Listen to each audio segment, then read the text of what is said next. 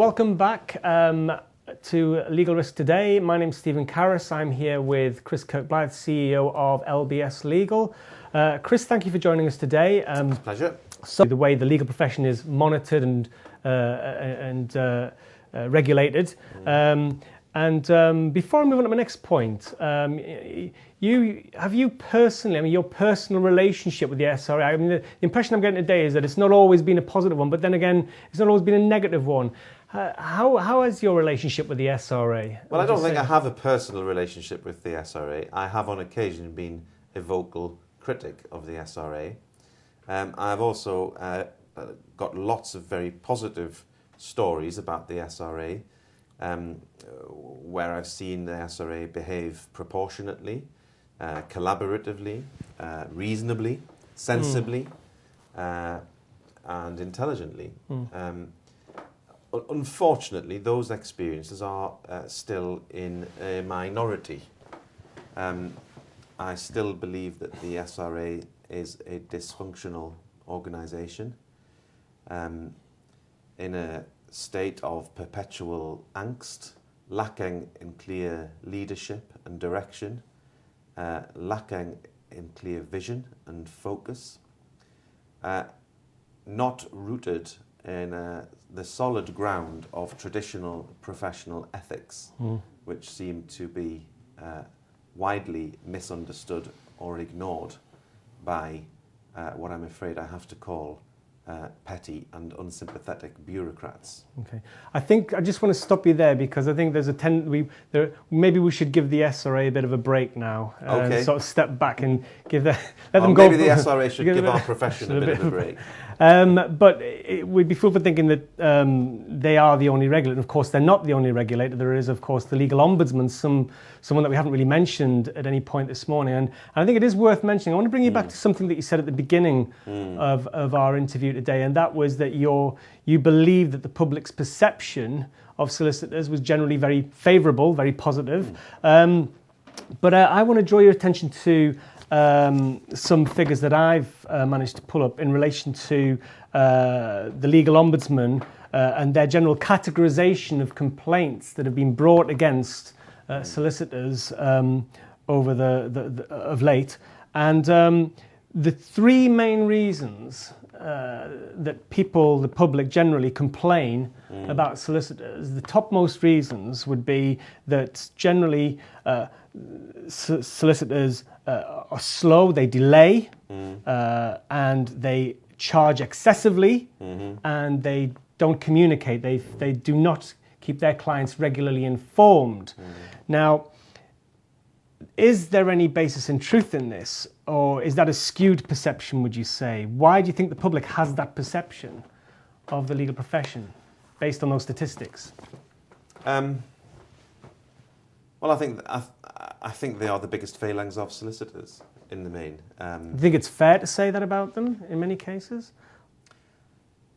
I don't think it's fair to say that the majority of solicitors don't communicate well with their clients, don't keep their clients informed, and overcharge their clients. And yet those statistics say that these are the main reasons why people complain about solicitors. Which is not the same thing as saying that the profession in its entirety typically behaves like that. So it is just a perception. No, they are the main reasons for complaints, and they are probably the most common failings of solicitors.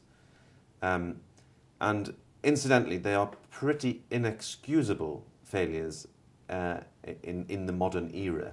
There are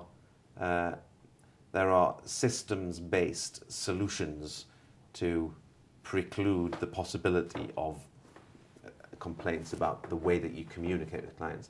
The overcharging issue is completely separate. Is it not just that point of communication, then? Is that really not what it's all about? Yes, but the overcharging issue is different.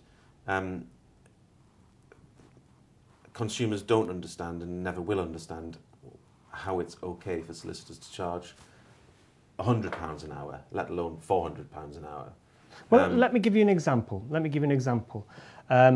A client who's been relatively happy so far with their solicitor, everything goes through swimmingly, and at the end of the matter, they receive a bill and it doesn't reflect what they were expecting.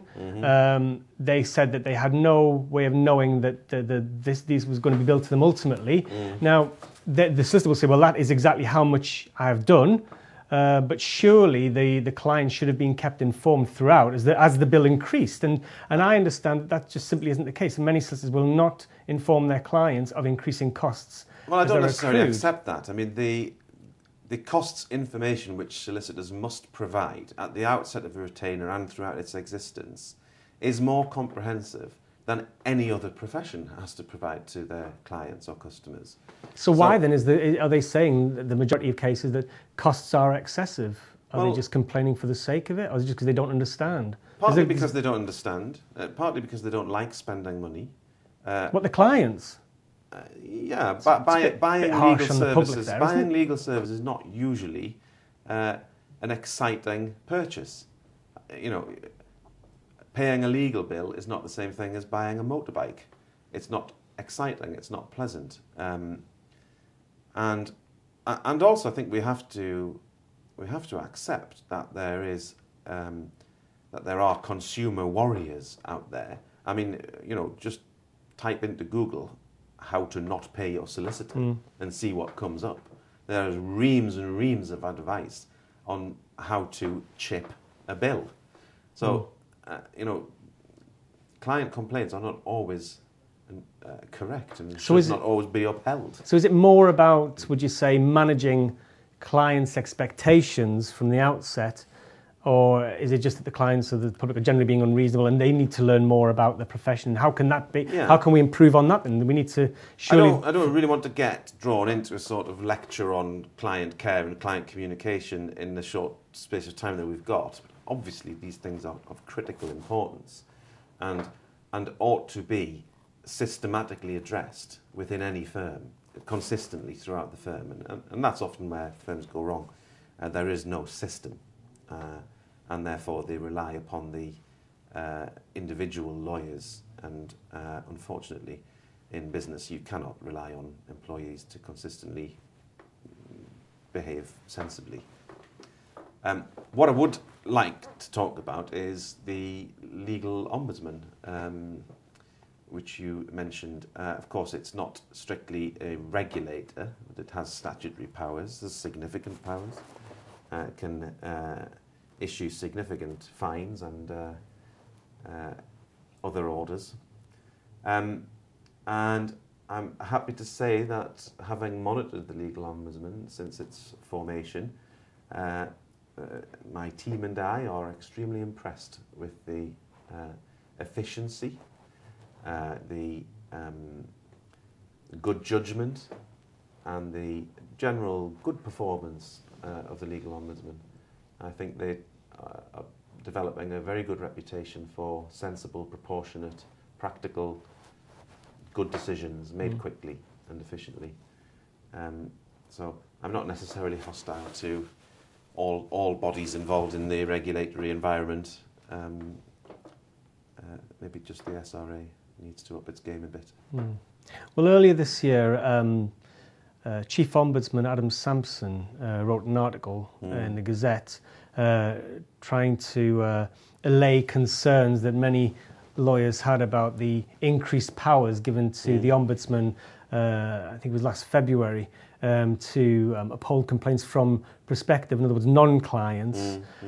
This gave rise to a lot of concern among the legal profession that it would open the floodgates to complaints, making them vulnerable to complaints from just about any quarter now, including, you know, just non-clients who take exception to being turned away unreasonably, and that's what's been deemed. Why do you think the Ombudsman have been given these increased powers? Is it, again, because bear in mind they are there to uphold complaints in the public interest? I think they've been given the powers because, like all regulatory bodies, it is inbuilt within them to seek ever more power and control.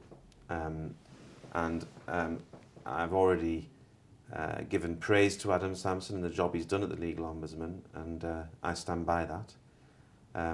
However, I think if you examine the career and the aspirations of Adam Sampson, you will see a fairly effective empire builder at work, and you know, good luck to him. But I think probably enough is enough. The legal ombudsman has extensive powers now, and I think should he come asking for any more, the answer from the Legal Services Board or from the Ministry of Justice should be no. But let's be clear on this. I just want to remind you of these two powers that were introduced. The first being where complaints have been upheld from prospective clients who've been unreasonably denied access to legal services. Surely that's not unreasonable to people. I believe. I mean, I can't be sure of this, but the main reason behind this is largely due to people of disability and also people. But there are already legislative provisions that apply to everybody. That preclude you from excluding people with disabilities from your services. So why the legal ombudsman would need additional powers, I don't understand. I think lawyers have a concern with the whole principle that somebody who is not your client can have some redress against you. I struggle to think of another scenario in commercial life where, as a consumer, to use the modern language, you have any right of redress against somebody who has not agreed to provide services to you and with whom you have no contract. So I think there are legitimate concerns. However, again, I have to say, from what I've seen, which is a lot, the legal ombudsman appears to be exercising those powers with restraint and proportionality and common sense. So it's not a huge concern of mine. I think the changes are there, and we'll cope and we'll adapt and we'll deal with them. But enough's enough. No more power to Adam Sampson. So do you think, therefore, that the entrepreneurial spirit that was promised has transpired in light of these... The Legal Services Act? Yeah. No, I don't. I think the opposite has happened. I think we're seeing increasing caution, aversion to risk, increasingly compliance systems becoming homogenised, and rather than the Legal Services Act achieving its goal of releasing entrepreneurial energy and freedom into legal services, I think the opposite is happening. I think we very often are encouraging our clients to be less traditional, less conservative, less orthodox, and to take advantage of some of the lightening of rules which did happen in 2011, but around which there is a lot of uncertainty and fear. But I think on another day we'll have a conversation about outcomes-focused regulation and principle-based regulation and what that has meant for the profession. On another day, excellent. And just really, I want to finish on this one point, because we will, I'm sure, talk about that on another day. But we're sort of 4 years into the new model of regulation now, just about almost 4 years coming up to. How now, obviously there's been plenty of time for it to bed in. How do you feel it's evolved? How's it been with your clients? How do they find it? What's the general feedback you get about the sort of model of regulation? How are they dealing with it? Are they coping with it? Or do you find that it takes more from LBS Legal to ensure that that's okay? I mean, how are they meeting the challenges of this new model 3-4 years down the line? Badly. When we start to work with a new law firm, we carry out an audit. It's a significant piece of work, an on-site audit lasting days, and a very comprehensive report at the end of it. If I tell you that, on average, so this is not a bad law firm. This is a typical firm. On average, we identify 47 serious regulatory breaches and a further 50-something, I can't remember exactly, kind of mid-level breaches. So you're talking about around about 100 serious-ish things. And these are just technicalities, nothing... No, they're not just technicalities. They're serious breaches of the rules. So, we do find ourselves in a position where every single law firm in the country is probably almost certainly non-compliant. That cannot be a satisfactory position. That has to raise questions about the system of regulation. If it's impossible to comply, then there must be a problem with the system. And that needs further work, exploration and thought. Okay, well, Chris Kirkblythe, thank you very much for your time today. I've thoroughly enjoyed that. And thank you for asking me such awful questions. You're welcome. Thanks, Chris, for joining us today. Thank you, everyone at home, for joining us on Legal Risk Today. We'll be back next week for another discussion. Hope to see you then. Thanks very much. Take care now. Goodbye.